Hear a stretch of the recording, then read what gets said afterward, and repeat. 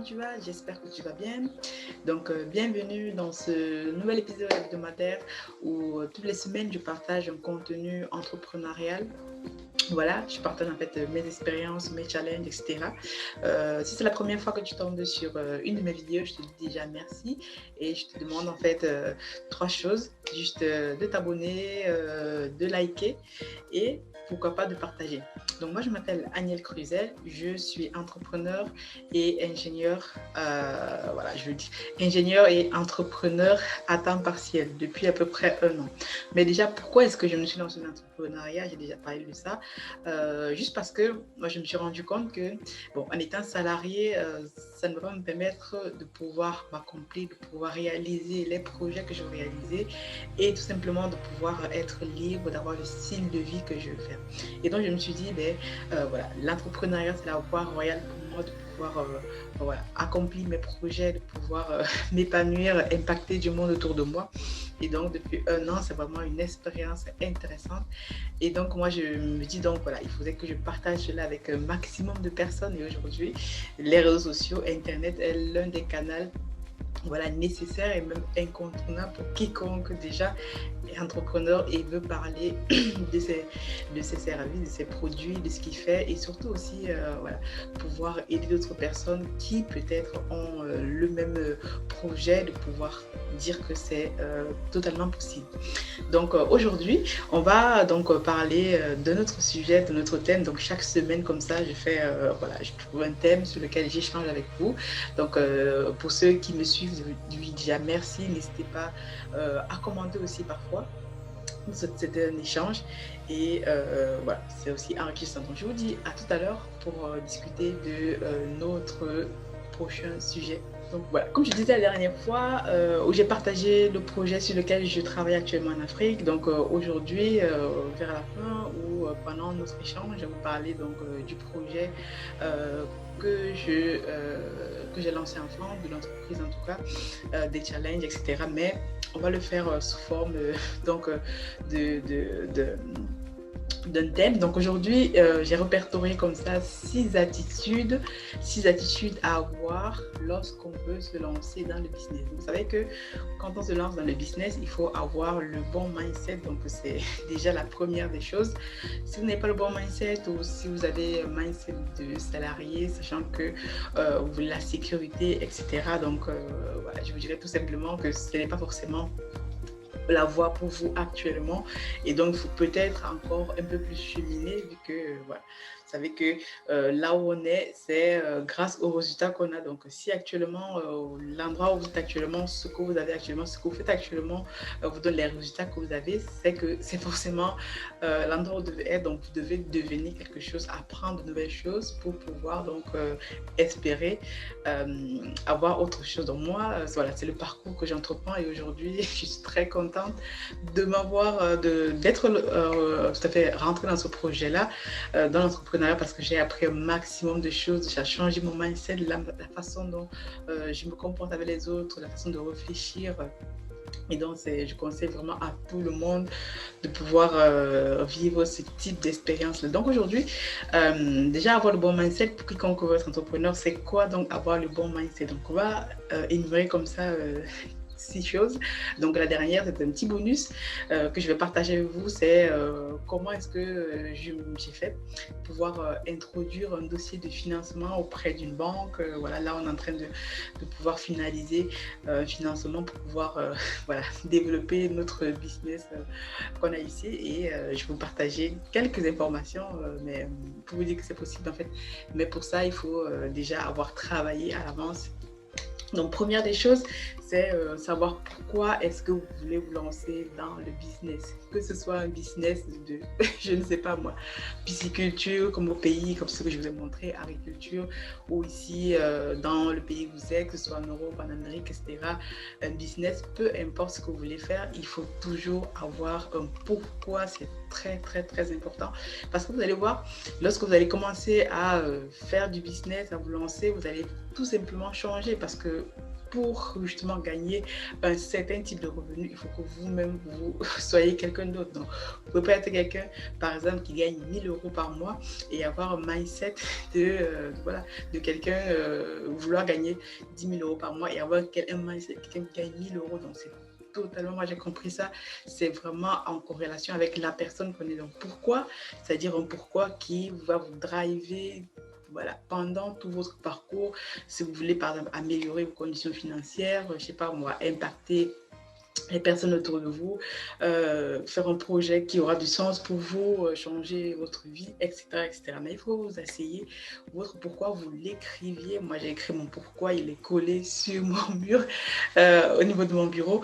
Donc, tous les matins, je sais pourquoi je me lève. Lorsque c'est dur, lorsque voilà, tout s'écroule autour de moi, je me dis, voilà, j'ai commencé ce projet pour une bonne raison et donc quelles que soient les raisons, quelles que soient ce qui se passe autour de moi, je reste focus parce que vous allez vous rendre compte lorsque vous allez commencer à changer votre parcours, même autour de vous, les personnes ne vont pas forcément comprendre ce que vous faites, votre famille, votre mari, votre, voilà, j'ai déjà parlé ici des challenges en fait que j'ai dû rencontrer moi, que je rencontre encore avec mon mari, avec ma famille, tout ça parce qu'ils ne comprennent pas et si j'ai compris ça à peu près plus tard parce qu'au départ je me disais pourquoi à chaque fois il ne comprend pas alors que c'est pour la famille, mais je me suis dit c'est peut-être parce que actuellement on n'est pas encore voilà, ils n'ont pas le bon mindset ou ils n'ont pas encore fait la transition que j'ai faite, donc il faut parfois que j'explique et que je reste focus sur mes choix parce que je sais aussi que ces choix-là c'est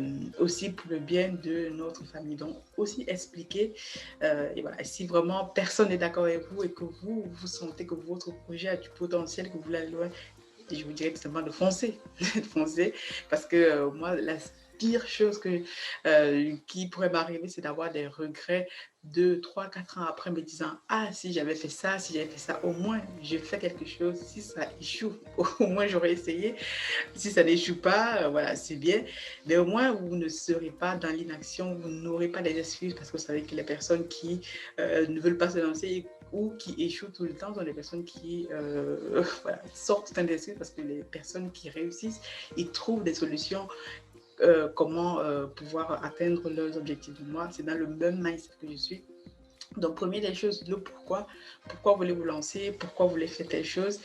Et avec le pourquoi, ça va vous driver durant votre carrière d'entrepreneur ou votre expérience d'entrepreneur.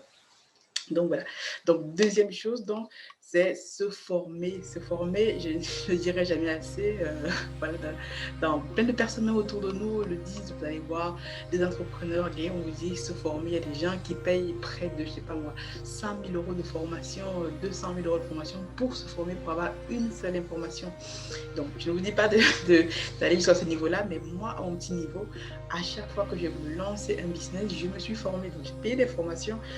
Certaines coûtaient 3 000 €, 1 000 €, 1 200 €. Donc, j'ai payé ces formations-là parce que je me suis dit, une formation, non seulement ça t'aide déjà à gagner du temps, tu vas pouvoir apprendre des choses, des erreurs des autres, etc.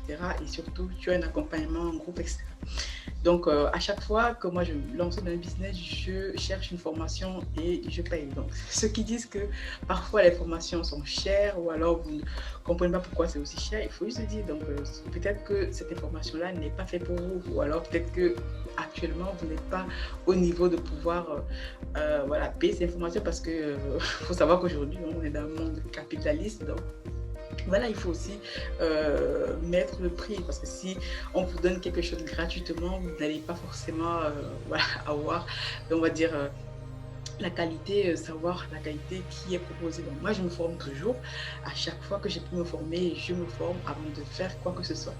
Donc c'est vraiment intéressant. Et lorsque vous vous formez, c'est intéressant puisque c'est la connaissance que vous avez là. Donc je vais vous parler justement, on va parler du business qu'on lance ici en France. Donc Donc, au départ, ce business-là, c'est un business de location de voitures. Donc, j'ai peut-être parlé dans une de mes vidéos.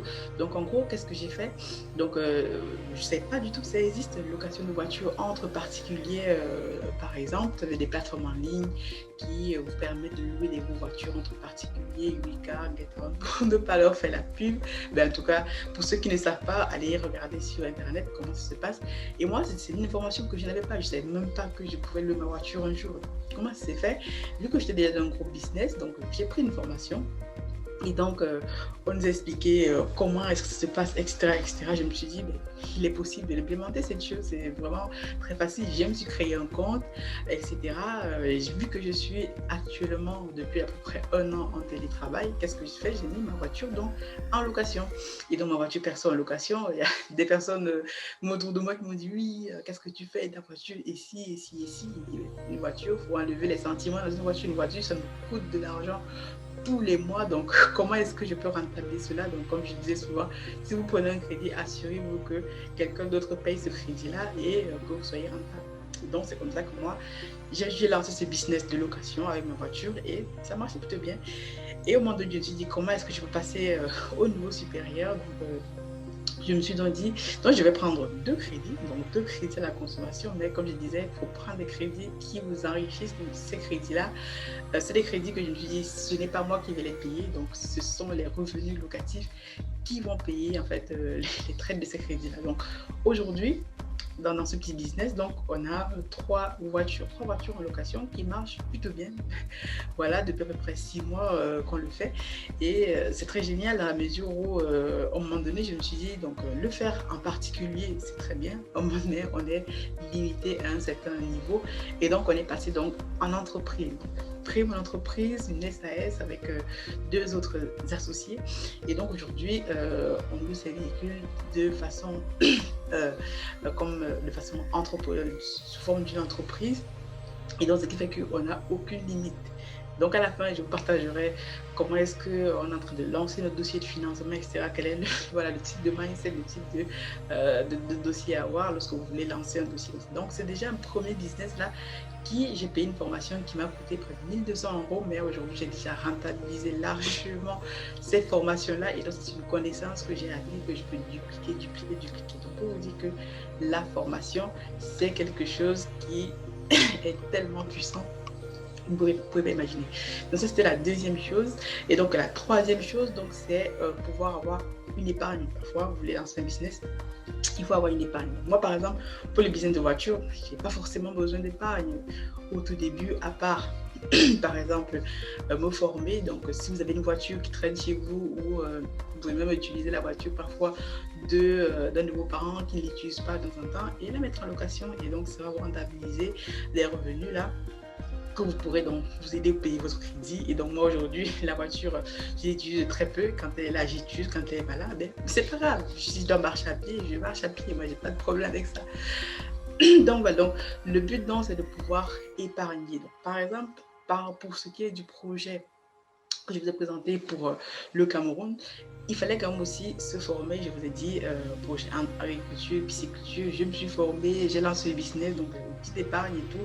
On a commencé tout petit et au fur et à mesure, tous les mois, avec des partenaires, tout ça. Donc, si faut quand même toujours avoir une petite épargne que vous allez pouvoir aussi pouvoir lancer le business. Donc, avoir une épargne signifie que vous savez aussi comment gérer votre argent, les finances personnelles, éviter les dépenses inutiles, etc., etc., etc. On a déjà discuté, peut-être que je pourrais faire une petite vidéo pour vous dire moi comment je fais tous les jours pour pouvoir épargner, etc. Donc, de toute façon, il faut lancer. Moi, j'épargne en fait dans le but de lancer un business derrière. Donc, aujourd'hui, je me suis dit, je n'épargne plus seulement rien que pour épargner. Il faut que j'épargne les sous parce que, honnêtement, lorsque vous mettez vos sous à la banque, ça ne vous rapporte pas plus d'1%. Et la banque, même, se sert de vos sous pour pouvoir elle-même générer des revenus. Donc une épargne pour vous aider à investir, pour vous aider à faire vos business, et ça va aussi vous montrer que vous savez gérer les sous, vous savez aussi manager vos finances, tout à fait. Et donc c'était la troisième chose. Donc, quatrième chose, donc, c'est savoir que lorsque vous lancez un business, c'est pour le long terme. Généralement, les personnes qui viennent nous voir, par exemple, sur le projet iBoomerang que j'ai déjà présenté ici, sur lequel je travaille aussi, ces projets-là à temps partiel, hein, c'est pas à temps plein. Mais il y a parfois des personnes qui sont intéressées pour faire la même chose et la seule chose, une des choses que je leur pose souvent, c'est pendant combien de temps es-tu prêt à consacrer du temps à temps partiel pour ce projet-là, il faut au moins minimum 18 mois. Donc, il faut savoir que pour une entreprise, pour qu'elle soit viable, en fait, il vous faudra au moins 3-4 ans de pouvoir travailler dessus. C'est vraiment quelque chose, une décision super importante. Les personnes veulent gagner de l'argent tout de suite, mais ça ne marche pas comme ça. Si c'est le cas, en fait, et que vous n'êtes pas prêt à, on va dire, travailler, que ce soit à temps partiel déjà, pendant au moins 2-3 ans sur vos projets, sur votre avenir. Donc, c'est même pas la peine. Je vous dirais tout simplement de mettez votre argent à la banque, faites autre chose avec, mais ne vous lancez pas dans l'entrepreneuriat. Parce que l'entrepreneuriat, c'est intéressant, c'est un long fleuve, il faut apprendre et tout, il faut acquérir de nouvelles connaissances et au fur et à mesure, quand vous apprenez, votre entreprise grandit aussi.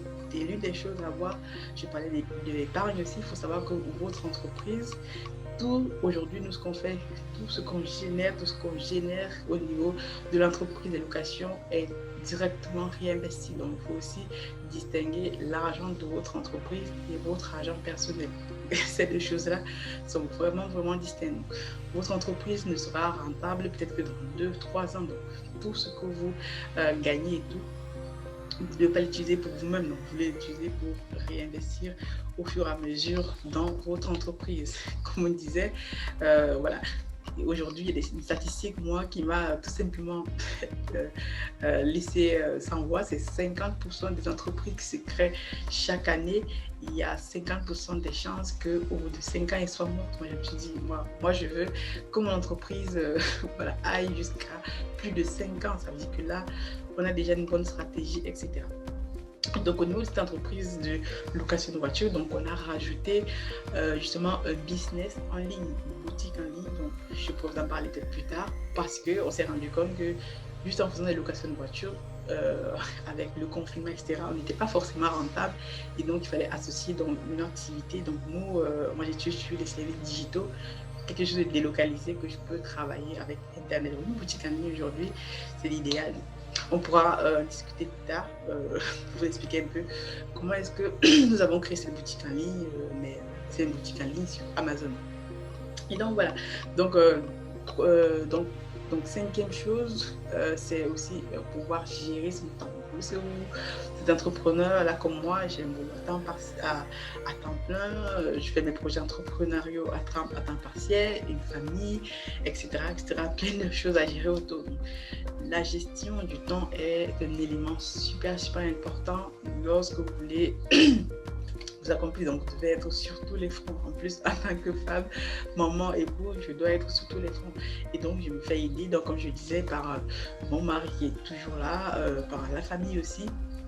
La belle-mère qui parfois nous aide à garder la petite, etc. Mais il faut aussi pouvoir garder du temps pour soi, etc. Donc gérer du temps, se faire son petit planning, faire des petites choses au fur et à mesure. Donc moi, je divise toujours les choses que j'ai à faire en petites tâches, ce qui fait que au fur et à mesure de petites tâches, j'arrive à finalement faire ce que j'ai envie de faire. Donc la gestion du temps est super importante, on pourra en rediscuter, mais vraiment accordez-vous du temps pour vous, dégagez du temps pour chaque chose, pour votre famille,